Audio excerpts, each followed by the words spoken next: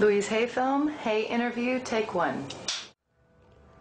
Well, the simple part that most people don't understand is that every thought we think and every word we speak is creating our future.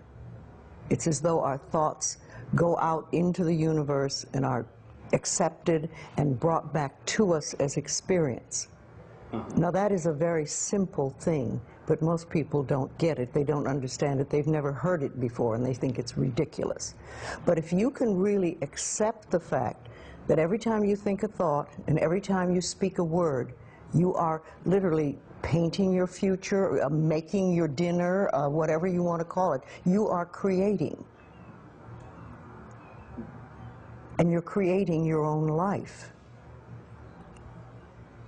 And this is simple, but it's not easy to accept. But once you accept it, then you can start deliberately creating what you want in your life. And you begin to be aware of what you don't want in your life and how you are contributing to it. Now, I think this has been around forever, but for some reason in the last 20 years, the universe has wanted this to go out among all the people, or all the people that are ready for it. See, most of us just think, and we don't pay any attention to what we're thinking. We're just doing it. But that's something you need to train yourself to do, to begin to train yourself to be aware of what you're thinking. And one of the ways to do that is to periodically say to yourself, what am I thinking? Would I like this thought to create my life? Would I like to have the experience that this thought could bring to me? Now, it takes a while to do that, but even if we could begin on the smallest level to be aware of our thinking, we can start to make changes. To begin with, you start by doing what we call doing affirmations, and that is making positive statements about your life that are positive, and you do them deliberately. You might do them in the morning, you might do them at noon, you might do them at night, you might do them, twice a day or whatever. But you do this and you let this become a habit. And as you start to do them, things will begin to change, maybe on a very small level. I call it getting the green lights in the parking places. I mean, they're not huge things in your life, but it can be very nice when you get 3 green lights in a row, and you're in a hurry. Doing an affirmation is either writing it down, writing it on the wall or the mirror, or using just saying it. What I like people to do is to stand in front of a mirror and do their affirmations.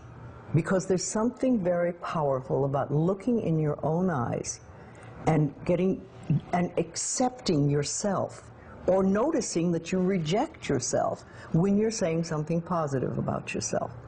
So that would be a very beginning way to start.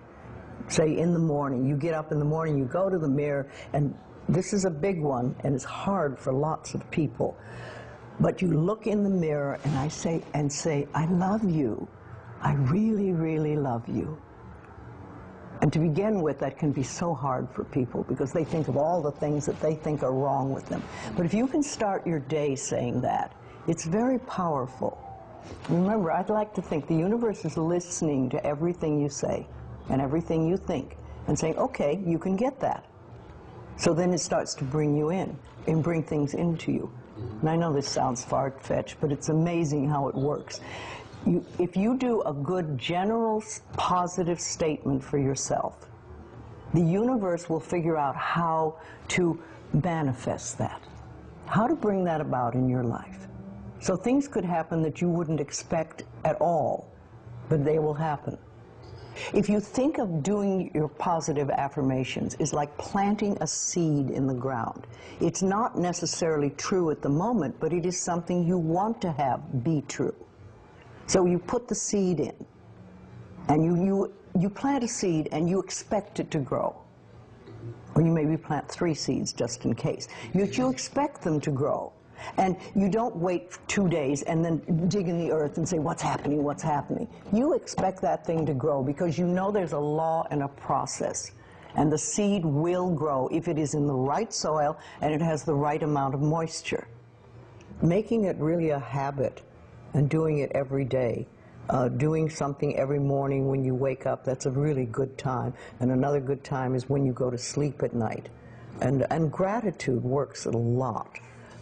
If just being grateful for everything. The more, I always say the universe loves gratitude. The more you're grateful for what the good is in your life, the more good you get to be grateful about. Mm-hmm.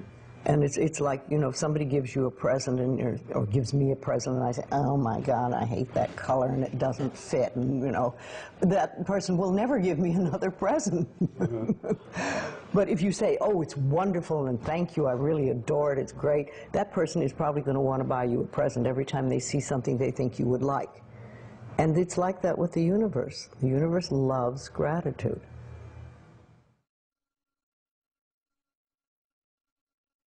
If you have very strong beliefs within you that you don't deserve good things in your life, and a lot of people have that, then there can be delays.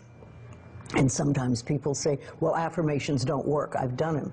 But when they're doing, for instance, prosperity affirmations, and they've done some prosperity affirmations, and they say it doesn't work, nothing's happening. And I say, well, all right, how many prosperity affirmations did you do in a day?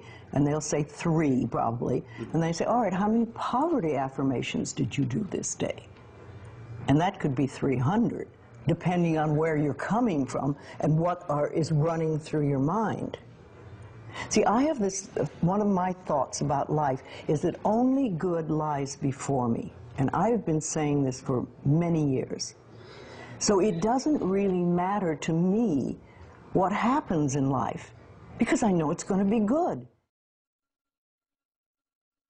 Well, there are lots of things you can do to help you become more conscious of what is going on. And because so many of our belief systems really are unconscious or subconscious, we're not aware of them. They're just things that were bred into us as we were children, is to take a little time to figure out what they are. And I always say a really good exercise is to take a big sheet of paper and write on top of it, say, what I think about men. And then another one, what I think about women, what do I think about money, what do I think about any subject you can think of. And just write all the things that come out of your thoughts. And whether they sound good or not, just write them down. And any one subject, if you just write them all down and then look at them and see how many are positive and how many are negative. And if you can take those negative ones and turn them around, make them into positive affirmations, then you can start clearing up what you believe about, say, money that is not positive for you, and or is keeping you from bringing money in. And you can do that with lots of things in your life, so you can really begin to realize what you do believe about these things. So you can't change your thoughts if you don't know what your thoughts are. There is a law of thinking, and we are beginning to learn about it. And it is like a computer. If you have this gorgeous computer put in front of you, and you don't know what to do with it, it's a piece of junk. But if you learn the language of the computer, miracles happen. And that is what the law of thinking is. When you learn how it works, miracles happen. What you think and what you believe is what will come true for you. Your thoughts create your life. It's that simple. And when we can get that, we can make enormous changes.